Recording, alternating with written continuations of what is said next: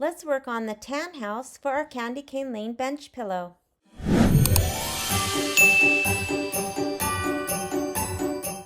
It's time for the tan house on page 22. The background fabric as well as all the fabrics for the house have been backed with fusible interfacing, and I have the batting. I will also be using from the embellishment packet the red and white glitter vinyl, the white topping, and the clear plastic vinyl. Let's get started on the tan house. I am working in Embellishment Essential software, and I need to bring in the background quilting and the files for the tan house. I can use the merge stitch file icon. However, an easier way is to open the folder where I keep all of the files. Then I will go to the background quilting. I am choosing the Christmas 2, block by block, and I need the 6x8 design. I will drag and drop that into the hoop. Now I can go back to the embroidery files, and I will choose the tan house and drag and drop that into the hoop. Now again, as we've always done with these blocks, I will select the embroidery file for the house, and I will use my down arrow and move that to the bottom of the inside orange line, which is the end of the batting and the quilting.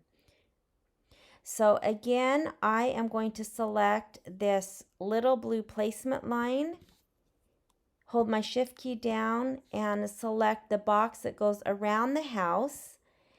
Those were put in to this project before our background quilting started with Kimberbell, and so these are steps that we don't need.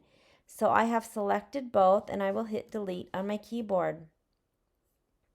Now, as I have done in the past with the quilting, there are 5 steps to the quilting.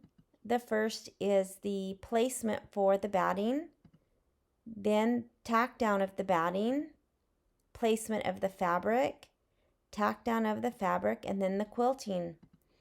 I choose to cut my batting directly to this size, and so I don't need to run this step. So I will select and hit delete on my keyboard. The placement of the fabric is another step that I choose to delete. It is only 1/4 of an inch past the batting line, and our fabric is cut much larger, and so I will select that placement line and hit delete on my keyboard. So that leaves me with the placement of the batting, the tack down of the background fabric, and then the quilting. Again, these are optional steps, and they can be stitched, all 5 of them, or you can choose to skip them at your machine if you're not using software. Now I need to Command A to select both designs, and I will come up to this rotate left and rotate the entire block. I will be using my 9x14 inch hoop, and so it fits perfectly like this, and then I will move this so that I can save on stabilizer once I get to my machine. So now I can go to File, Save Stitch File As, and I will name my block. I will again put it into my combined files folder, and then I will save it to my USB to take to my machine. I'll go to Embroidery and to my USB and do the combined files folder, and I will bring in the tan house. I will hit set and embroidery. I am going to move it down so that I can get the best use of stabilizer, so I will choose layout and move, and then just use the down arrow to move it to the bottom of the hoop and select OK. Then I like to go to this minus+ needle so I have the steps if I need to skip or go back for whatever reason. I have that ready to go, and then it shows the step that I'm on.